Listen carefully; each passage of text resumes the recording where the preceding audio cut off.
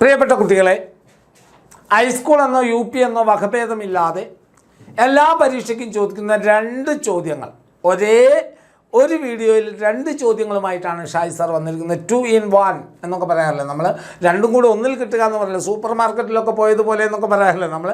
അതുപോലെ 2 ചോദ്യങ്ങളുടെ ഉത്തരം എങ്ങനെ എഴുതണമെന്ന് ഒരു വീഡിയോയിൽ പറയാനാണ് ഞാനിപ്പോൾ നിങ്ങളുടെ മുമ്പിൽ നിൽക്കുന്നത്. അതിലെ ആദ്യത്തെ ചോദ്യമാണ്, ഉപന്യാസം തയ്യാറാക്കുമ്പോൾ ശ്രദ്ധിക്കേണ്ട കാര്യം എന്താണ്? നമുക്കറിയാം, എല്ലാവർക്കും വരുന്നൊരു ചോദ്യമാണത് അല്ലേ. ഉപന്യാസം തയ്യാറാക്കുമ്പോൾ നമ്മൾ ശ്രദ്ധിക്കേണ്ട കാര്യങ്ങൾ എന്തൊക്കെയാണ്? അതാണ് ഇന്ന് ആദ്യം നമ്മൾ ചർച്ച ചെയ്യുന്നത്. ഒരു ചോദ്യം കൂടെ നമ്മൾ ഇതിൻ്റെ കൂടെ ചർച്ച ചെയ്യുന്നുണ്ട്. അപ്പം മക്കൾ വളരെ കൃത്യമായി ശ്രദ്ധിച്ചാൽ നിങ്ങൾക്ക് ഇതിൻ്റെ ഒന്നും മാർക്ക് കുറഞ്ഞു പോവാതിരിക്കും. എപ്പോഴും നമുക്കറിയാലോ, നമുക്ക് ഫോർമാറ്റ് അറിയാത്തത് കൊണ്ടാണ് പലപ്പോഴും ചോദ്യങ്ങളുടെ ഉത്തരം പൂർണ്ണ രൂപത്തിൽ എഴുതാൻ പറ്റാത്തത്. നമുക്ക് ആശയം നമ്മുടെ ഉള്ളിലുണ്ട്, പക്ഷേ നമുക്കറിയില്ല ഹൗ ടു റൈറ്റ്, എങ്ങനെ എഴുതണം എന്നുള്ളത് നമുക്കറിയാത്തത് കൊണ്ടാണ് പലപ്പോഴും നമുക്ക് മാർക്കുകൾ കുറഞ്ഞു പോകുന്നത്. ആ ഒരു കുറവ് നമുക്ക് നികത്തണം. അതിനുവേണ്ടിയാണ് ആദ്യം നമുക്ക് ഉപന്യാസം തയ്യാറാക്കുന്നത് എങ്ങനെയാണ്, ഉപന്യാസം തയ്യാറാക്കുമ്പോൾ നമ്മൾ ശ്രദ്ധിക്കേണ്ട കാര്യങ്ങൾ എന്താണെന്ന് നോക്കാം. അതാണ് നമ്മളിപ്പോൾ നോക്കാൻ പോകുന്നത്. എന്തൊക്കെയാണ് ഉപന്യാസം? ശീർഷകമുണ്ടാകണം.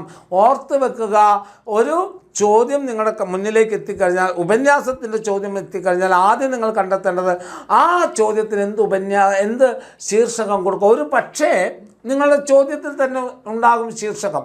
ഈ ശീർഷകത്തിൽ ഉപന്യാസം തയ്യാറാക്കുക എന്ന് ചിലപ്പോൾ ചോദിക്കും, ചിലപ്പോൾ ഉപന്യാസം തയ്യാറാക്കുക എന്ന് മാത്രം ചോദിക്കും.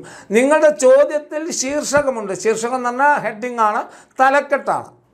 നിങ്ങളുടെ ചോദ്യത്തിൽ തന്നെ ആ ശീർഷകമുണ്ടെങ്കിൽ ആ ശീർഷകം തന്നെ എഴുതിയാൽ മതി. ഇങ്ങനെയായിരിക്കും വരിക, ഇന്ന ശീർഷകത്തിൽ ഉപന്യാസം തയ്യാറാക്കുക എന്ന് നിങ്ങളോട് ചോദിച്ചാൽ ആ ശീർഷകം അത് തന്നെ എഴുതിയാൽ മതി, നോ പ്രോബ്ലം.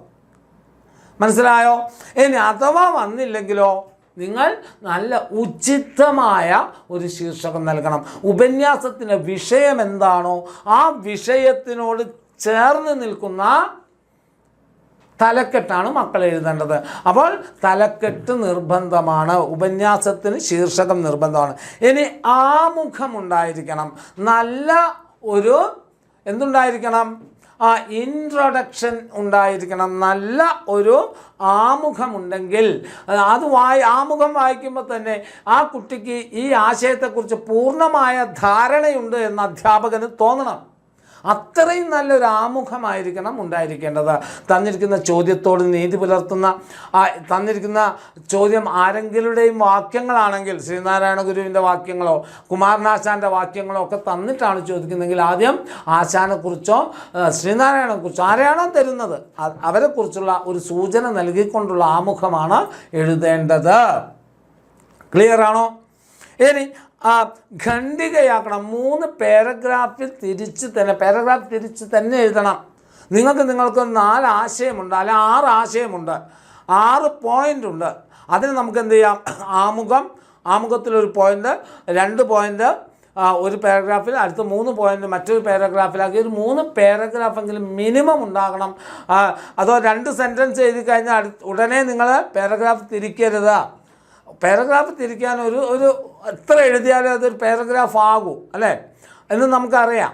ആ ഒരു അളവ് വരെ നിങ്ങൾ എഴുതിയതിന് ശേഷമാണ് അടുത്ത പാരഗ്രാഫ് തിരിക്കേണ്ടത്. 1 2 സെൻറ്റൻസ് എഴുതി ഉടനെ അടുത്ത പാരഗ്രാഫ്, 2 സെൻറ്റൻസ് എഴുതി വീണ്ടും പാരഗ്രാഫ്, അങ്ങനെ എഴുതരുത്. 3 പാരഗ്രാഫെങ്കിലും മിനിമം ഉണ്ടാവണമെന്നാണ് പറയുന്നത്. പിന്നെയോ, നിങ്ങൾ എഴുതുന്ന ചോദ്യത്തോടുള്ള ആശയം വ്യക്തമായിട്ട് എഴുതാൻ നമുക്ക് സാധിക്കണം. നമുക്ക് പറയാനുള്ള കാര്യങ്ങൾ, തന്നിരിക്കുന്ന ചോദ്യത്തോട് നമുക്ക് പ്രതികരിക്കാനുള്ളത് കൃത്യതയോടെ എഴുതാൻ നമുക്ക് സാധിക്കണം. ആശയം വ്യക്തമായിരിക്കണം, ഉപസംഹാരം ഉണ്ടായിരിക്കണം, കൺക്ലൂഷൻ ഉണ്ടായിരിക്കണം. ഈ ഒരു 5 പോയിന്റിൽ നിന്നുകൊണ്ട് നിങ്ങൾ ഉപന്യാസം എഴുതിയാൽ ഉറപ്പായിട്ടും എൻ്റെ മക്കൾക്ക് ഉപന്യാസത്തിൻ്റെ മാർക്ക് കുറയുകയില്ല. അത്ര ഗ്യാരണ്ടിയാണ്.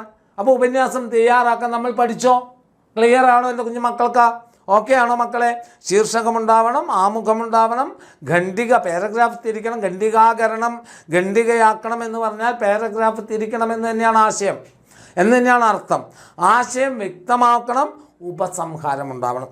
ഇത്രയുമാണ് എന്തിനു വേണ്ടത് മക്കൾ പറഞ്ഞേ? ഒരു ഉപന്യാസം തയ്യാറാക്കുമ്പോൾ ശ്രദ്ധിക്കേണ്ട കാര്യങ്ങൾ. ഇനി അടുത്ത അതുപോലെ തന്നെ ഹൈസ്കൂൾ UP വ്യത്യാസമില്ലാതെ ചോദിക്കുന്ന മറ്റൊരു ചോദ്യമാണ്, എന്താണ് ആസ്വാദനക്കുറിപ്പ് തയ്യാറാക്കുക. അല്ലെ, ഏതെങ്കിലും ഒരു കവിതയോ കഥാഭാഗമോ ഗദ്യഭാഗമോ തന്നിട്ട് ഇതിന് ആശയം, ചമൽക്കാരം എന്നിവ ചോർന്നു പോകാതെ ആസ്വാദനക്കുറിപ്പ് തയ്യാറാക്കുക എന്നൊരു ചോദ്യം എല്ലാ പരീക്ഷയ്ക്കും എല്ലാ കുഞ്ഞുങ്ങൾക്കും ഉണ്ടാകുന്നതാണ്. അല്ലേ, ആസ്വാദനം എഴുതുമ്പോൾ നാം ശ്രദ്ധിക്കേണ്ടത് എന്താണ്?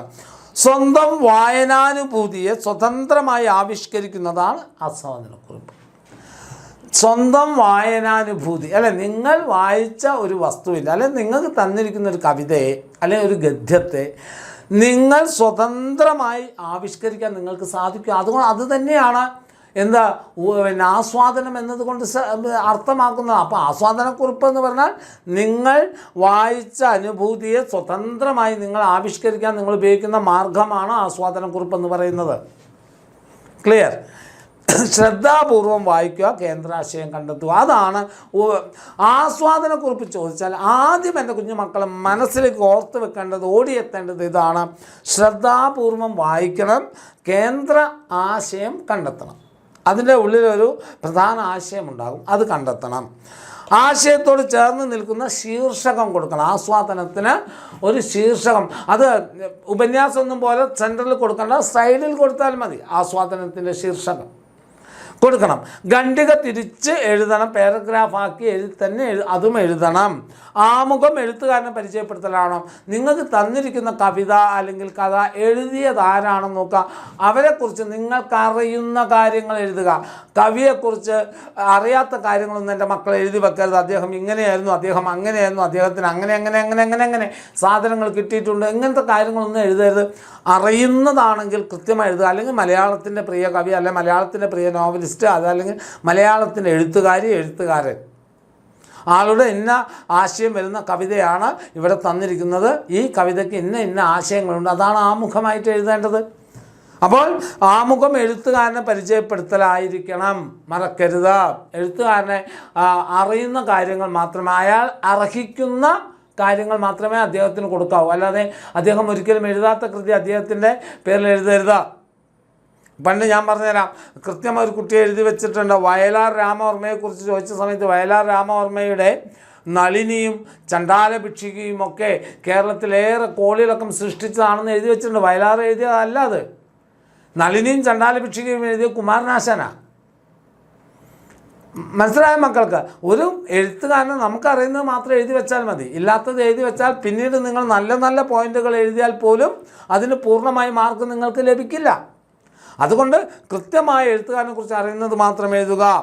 ആശയം അവതരണമാണ്. നല്ല കൃത്യമായ ആശയത്തെ അവതരിപ്പിക്കാൻ നമുക്ക് സാധിക്കണം. അപ്പോൾ മാത്രമേ അതൊരു നല്ല ആസ്വാദനമായി മാറുകയുള്ളൂ. അല്ലേ, സമാന ആശയമുള്ള വരികൾ, വാക്യങ്ങൾ എക്സ്ട്രാ, നിങ്ങൾ തന്നിരിക്കുന്ന ഈ വരിയോട് തുല്യമായി നിൽക്കുന്ന മറ്റേതെങ്കിലും വരിയുണ്ടെങ്കിൽ, ഇപ്പോൾ ഉദാഹരണത്തിന് കുമാരനാശാൻ്റെ ഒരു വരിയാണ്, എന്താണ്, അന്യജീവനുതകി സ്വജീവിതം ധന്യമാക്കും അമലേ വിവേകികൾ.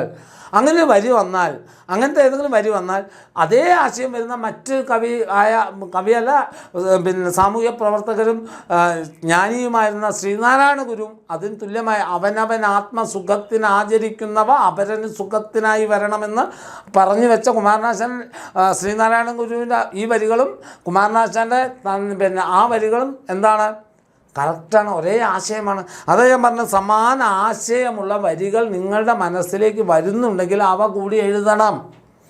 രചനാ സവിശേഷതകളുണ്ടാകും. നിങ്ങൾ എഴുതുന്നതിന് എന്തെങ്കിലും, ആ കവിതയിൽ എന്തെങ്കിലും സവിശേഷതയുണ്ടോ എന്ന് നോക്കണം. ചിലപ്പോൾ വാഗ്മയ ചിത്രങ്ങളുണ്ടാവാം, ചിലപ്പോൾ ചമൽക്കാരമുണ്ടാകാം. അല്ലേ, ചമൽക്കാരം എന്ന് പറഞ്ഞാൽ അലങ്കാരമാണ്. അവൾ ചിരിച്ചു ഒരു ചെമ്പകപ്പൂ വിരിഞ്ഞ പോലെ, അവളുടെ മുഖം വിടർന്നു ചെന്താമര വിടരും പോലെ. അവളുടെ ചുണ്ടുകൾ പുഞ്ചിരി, പനിനീർ പൂവും, മുഖം താമരയും, ചമൽക്കാരമാണ്. അവളുടെ പുഞ്ചിരിയെ റോസാപ്പൂവിനോട് മുഖത്തെ താമരയോട് അങ്ങനെയുള്ള ഒന്നിനെ മറ്റൊന്നിനോട് ഉപമിച്ചുകൊണ്ടൊക്കെ എഴുതിയിട്ടുണ്ടെങ്കിൽ അത് നിങ്ങൾ എഴുതണം. അതാണ് രചനാ സവിശേഷത അല്ലെങ്കിൽ ചമൽക്കാരം എന്നൊക്കെ പറയുന്നത്. ക്ലിയർ ആണോ മക്കളെ? സാമൂഹിക സമകാലിക പ്രസക്തി, കവിതയ്ക്കോ അല്ലെങ്കിൽ തന്നിരിക്കുന്ന ആസ്വാദനം എഴുതാൻ തന്നിരിക്കുന്നതിന് സോഷ്യലി അല്ലെങ്കിൽ പ്രസൻറ്റ്, സാമൂഹികമോ സമകാലികം ഈ കാലത്തുള്ള എന്തെങ്കിലും പ്രാധാന്യമുണ്ടെങ്കിൽ അത് എഴുതണം. പിന്നെ അഭിപ്രായം, ആസ്വാദനം എഴുതുമ്പോൾ ഈ കവിത ഇങ്ങനെയാണ്, ഈ കവിതയുടെ ആശയം ഇങ്ങനെയാണ്, ഈ കവിത മനോഹരമാണ് എന്ന് പറഞ്ഞുകൊണ്ടുള്ളൊരു കൺക്ലൂഷൻ ആശയം നിങ്ങളുടെ അഭിപ്രായമായിട്ടും എഴുതണം.